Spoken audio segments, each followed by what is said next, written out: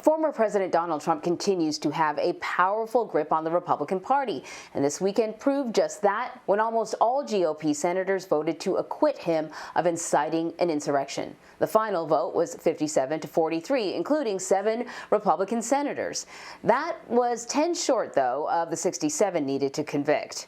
The former president seemed to take his acquittal as an endorsement, but many Republicans are now facing the question of remaining loyal to the man who has helped worsen America's view of the party, in some cases, or move on from him.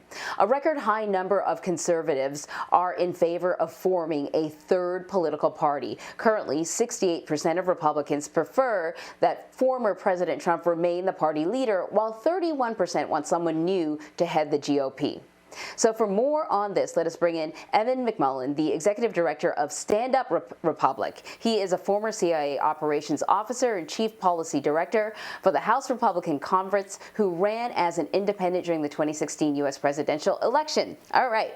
Thanks for joining us. I guess my very first question, though, is to get your take on this weekend, the acquittal of the former president. What were you hoping would come out of this impeachment, and what do you think the lasting statement is from the Republican Party?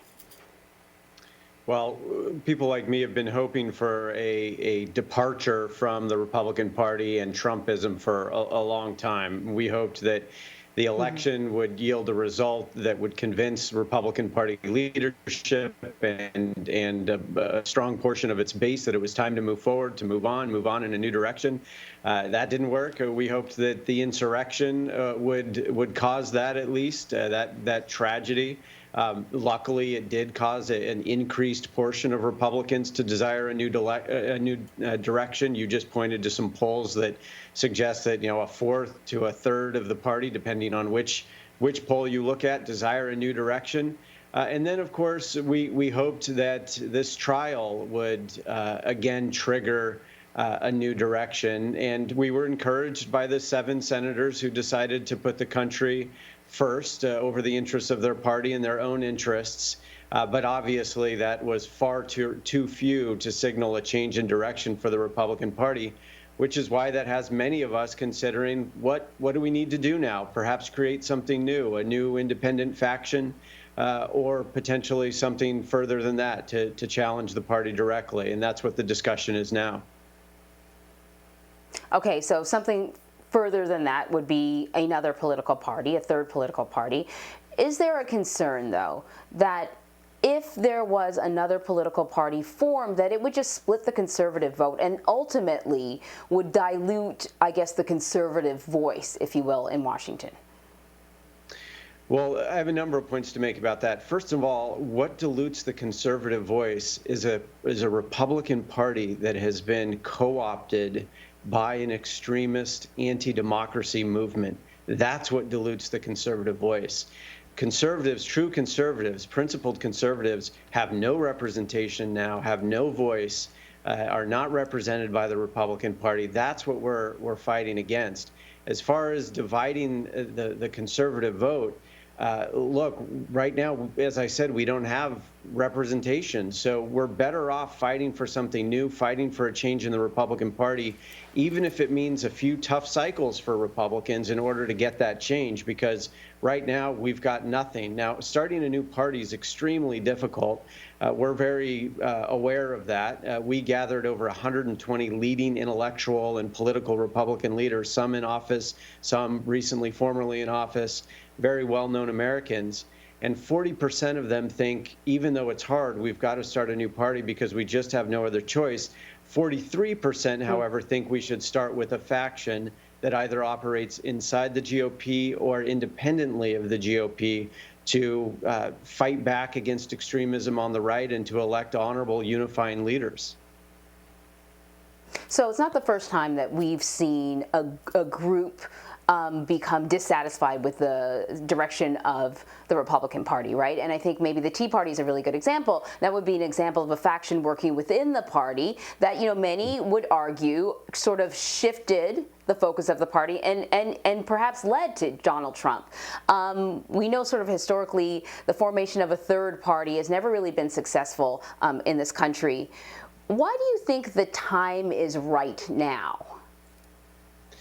Well, I'm not sure it is right for a third party right now. I think it's increasingly becoming that. I think people are more and more open to it. We have one of our two major parties has become an anti-democracy party. I mean, it's not, sometimes the question isn't about what's easy, and it's more about just what's necessary. But still, I think it's extremely difficult. I mean, look, I've run as an independent before, for example. It's very difficult in this country to do that. Look, we have a two-party system, as you know, and as your viewers know.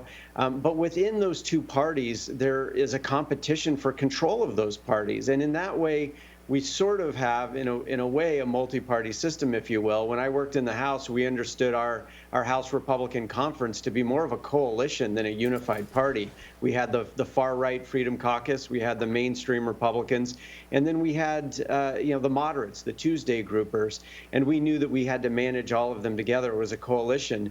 Well, as you point out, sometimes factions can work within a party and ultimately take control of those parties. And yes, the Tea Party did so, and that led to the removal of John Boehner and the election of Donald Trump, which all has been destructive for the country and for the party in our view. But that same methodology is tried and true. It may not work in this case, but it is an option for us, and so we're considering that too.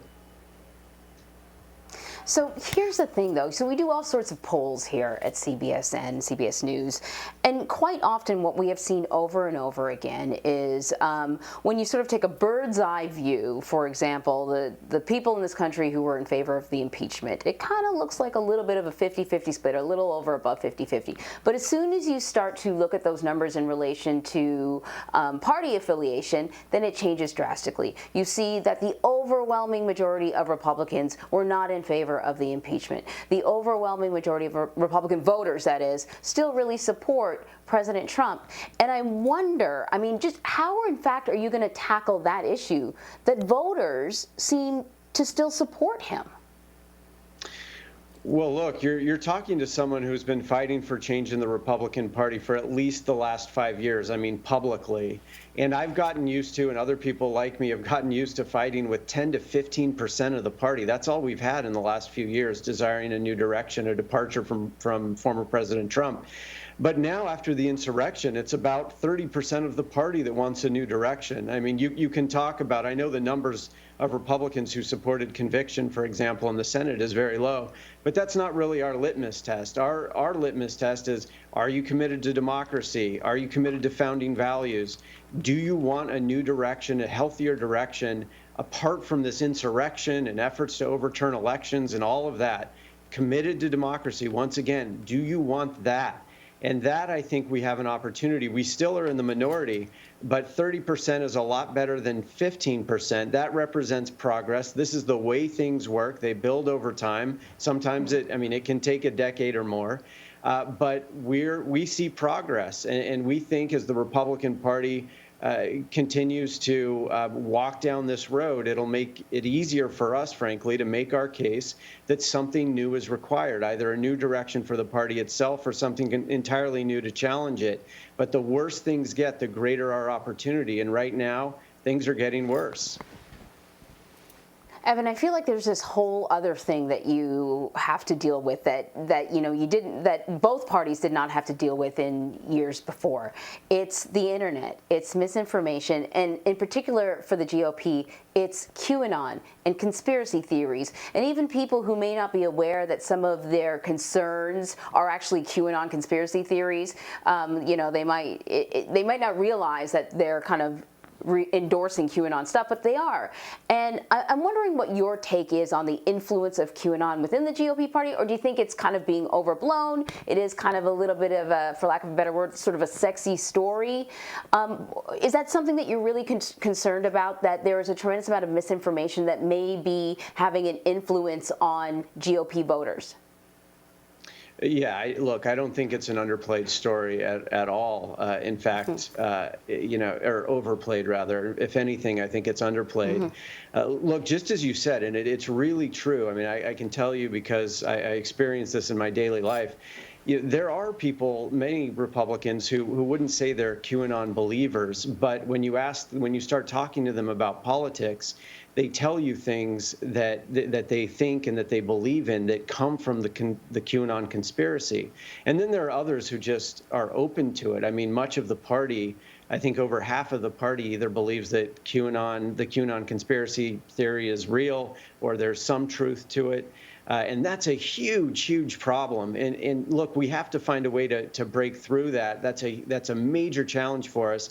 Frankly, I think the only way we're going to do that is with leaders who are willing to stand up for truth. You hear Congressman Adam Kinzinger and Liz Cheney and Senator Romney and others, Senator Sass, Senator Murkowski standing up and saying, look, we've got to speak truth to our people. That's exactly right. So one of our jobs, one of our missions is to support them, but it will also be to elect new leaders, either within the Republican Party or independently, or if necessary, even unifying Democrats, crossing party lines, who will stand up for the truth. But we're not going to break this cycle of misinformation, of conspiracy, and of political demands fueled by those conspiracies, which are destructive to the country, without leadership that's willing to speak truth. And so that's a huge mission for us. All right, well, Evan McMullin, we're going to be watching to see how things develop. Thank you so much. Thank you.